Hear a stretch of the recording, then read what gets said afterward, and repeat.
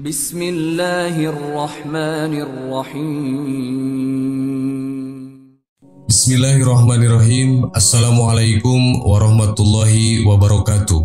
Sahabat yang beriman, sebagai umat Nabi Muhammad SAW, tentu kita ingin selalu meneladaninya sehingga di akhirat kelak beliau mengakui kita sebagai umatnya. Oleh karena itu, kita harus merenungi sabda Rasulullah SAW yang diriwayatkan dari Sya'labah Al-Husaini. Ia berkata, Rasulullah SAW bersabda, sesungguhnya orang yang paling aku sukai dan paling dekat denganku di akhirat adalah orang yang baik akhlaknya. Sedangkan orang yang aku benci dan paling jauh dari aku adalah orang yang buruk akhlaknya, banyak bicara, sombong, dan bicaranya kasar. Hadis itu menerangkan kriteria orang yang dibenci Rasulullah dan berada paling jauh adalah mereka yang buruk akhlaknya, banyak bicara, sombong, dan bicaranya kasar. 4 kriteria itu patutnya kita jauhi agar kelak bisa bersanding dan dekat dengan Rasulullah SAW. Buruk akhlaknya adalah kriteria pertama yang dibenci dan paling jauh dari Rasulullah SAW. Orang yang berakhlak buruk tentu bertolak belakang dengan ajaran Islam. Rasulullah saja diutus untuk memperbaiki akhlak. Sebagaimana hadis Rasulullah SAW, Innama bu'istu liutamima makarimal akhlak. Sesungguhnya aku diutus untuk menyempurnakan akhlak yang baik. Kriteria kedua adalah dia yang banyak bicara. Selain menghabiskan banyak waktu, perilaku ini bisa menjerumuskan diri pada urusan yang tidak berfaedah. Di antara bahan pembicaraan yang mendorong seseorang banyak bicara adalah pembicaraan yang tidak penting. Hadis dari Ibnu Umar.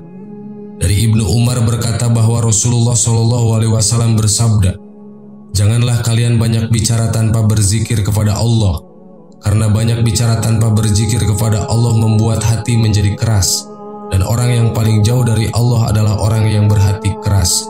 Hadis riwayat Tirmidzi. Ketiga adalah ia yang sombong. Perilaku ini lebih sering menolak kebenaran dan meremehkan orang lain. Seseorang yang sombong pasti memandang dirinya berada di atas kebenaran dan merasa lebih di antara yang lain. Perilaku tersebut bertentangan dengan ajaran Islam berdasarkan Quran Surat An-Nahl ayat 23. Sesungguhnya dia tidak menyukai orang-orang yang menyombongkan diri. 4. Kriteria keempat adalah ia yang bicara dengan kasar. Perilaku seperti itu banyak menyakiti orang sekitar, sengaja atau tidak sengaja. Namun alangkah lebih baiknya jika kita bisa bersikap santun pada semua orang. Al-Imam Tirmidzi meriwayatkan dalam sunnahnya di mana Rasulullah SAW bersabda, sesungguhnya tidak ada sesuatu apapun yang paling berat di timbangan kebaikan seorang mukmin pada hari kiamat seperti akhlak yang mulia, dan sungguh-sungguh atau benar-benar Allah benci dengan orang yang lisannya kotor dan kasar. Sahabat yang beriman, itulah 4 kriteria yang dibenci Rasulullah SAW. Semoga kita terhindar dari keburukan dan dibenci oleh Rasulullah SAW. Amin. Wallahu a'lam. Wassalamualaikum warahmatullahi wabarakatuh.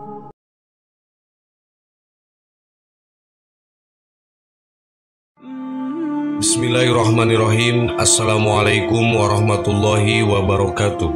Sahabat yang beriman, warisan menjadi suatu hal yang selalu menggiurkan bagi sebagian orang.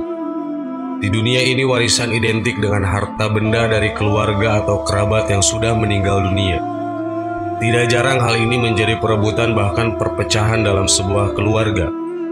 Hal yang sama juga pernah terjadi setelah sepeninggalnya Rasulullah SAW. Banyak umat yang merebutkan harta warisan. Padahal sejatinya Rasulullah SAW sudah memberikan warisan yang tidak ternilai harganya.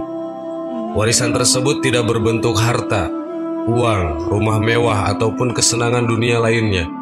Akan tetapi warisan itu akan abadi dan membawa keberkahan apabila dijaga dengan baik.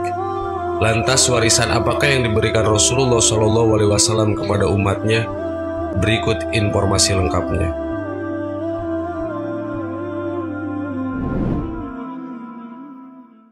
1. Warisan sholat.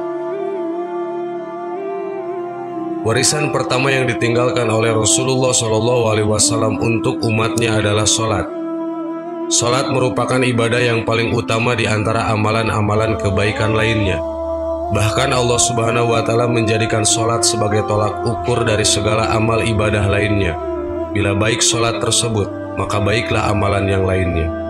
Rasulullah SAW memberikan gambaran bahwa orang mukmin yang menjalankan ibadah sholat itu seperti orang yang mandi sebanyak 5 kali di waktu pagi, siang, petang, dan malam. Apabila ia senantiasa menjaga kebersihan, maka bersihlah orang tersebut dari noda dan kotoran. Maka dosa-dosanya akan rontok bersama iringan bacaan dan gerakan sholat yang dilakukannya. Kedudukan sholat menjadi sangat penting, sebab perintah untuk menjalankannya disampaikan langsung oleh Allah Subhanahu wa Ta'ala kepada Rasulullah SAW lewat peristiwa yang kita kenal dengan nama Isra Mi'raj. Imam Ahmad bin Hajar Al-Haytami dalam kitabnya Al-Jawazir mengetengahkan sebuah hadis yang menyebutkan sejumlah kemuliaan bagi yang melaksanakan sholat dan kehinaan bagi yang meninggalkannya. Ada banyak keberkahan apabila kita senantiasa menjalankan ibadah sholat setiap waktunya. Namun ada juga kehinaan bagi mereka yang dengan sengaja melalaikan perintah Allah yang satu ini. Maka dari itu jagalah sholat kita yang menjadi warisan dari Rasulullah SAW.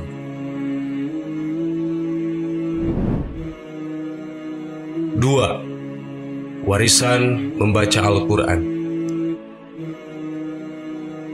Warisan selanjutnya yang ditinggalkan oleh Rasulullah SAW adalah membaca Al-Quran. Al-Quran merupakan kitab yang diturunkan oleh Allah kepada Nabi Muhammad sebagai penyempurna kita terdahulu yang pada akhirnya dijadikan pedoman bagi kehidupan manusia. Di dalam Al-Quran berisi berbagai keterangan yang mencakup segala aspek kehidupan di dunia dan di akhirat. Maka dari itu penting bagi kita membaca, memahami, dan mengamalkan isi dari Al-Quran di dalam kehidupan sehari-hari. Akan tetapi pada saat ini banyak orang yang sudah melalaikan kebiasaan membaca Al-Quran. Mereka lebih senang menghafal lirik lagu dibandingkan melantunkan ayat Allah ini. Padahal sebenarnya kita harus fokus membaca Al-Quran karena akan mendapatkan kemuliaan dari Allah Subhanahu wa Ta'ala. Imam Abu Amr bin Salah dalam fatwanya yang mengatakan bahwa membaca Al-Quran merupakan sebuah kemuliaan yang dengannya Allah memuliakan manusia. Maka dari itu luangkanlah waktu untuk membaca dan memahami Al-Quran. Sebab Al-Quran menjadi warisan dari Rasulullah yang akan membimbing kita kepada jalan kebenaran. Rasulullah SAW bersabda, "Jika kalian menginginkan ilmu, maka sebarluaskan Al-Quran sebab di dalamnya tersimpan ilmu orang-orang terdahulu dan yang akan datang." 3. Warisan mengetahui status halal dan haram. Warisan terakhir yang diberikan oleh Rasulullah SAW menyangkut pengetahuan mengenai status halal dan haram. Warisan Rasulullah yang terakhir ini memberikan pengetahuan mengenai pentingnya bagi kita untuk mengenal status halal dan haramnya segala sesuatu, baik itu barang, makanan, ataupun amalan perbuatan yang dilakukan selama di dunia ini. Melakukan atau mengkonsumsi perkara yang halal akan menjadikan hidup menjadi lebih berkah dan lebih berbahagia. Berbeda halnya apabila orang tersebut selalu mengkonsumsi hal yang haram, maka neraka adalah tempat yang pantas baginya.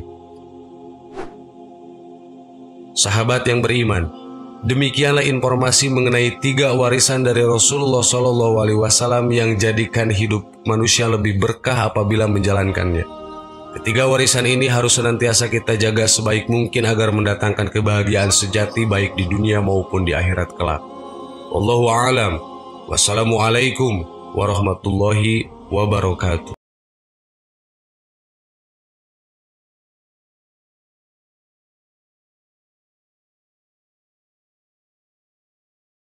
Subhanallah walhamdulillah wa la ilaha illallah wallahu akbar. Subhanallah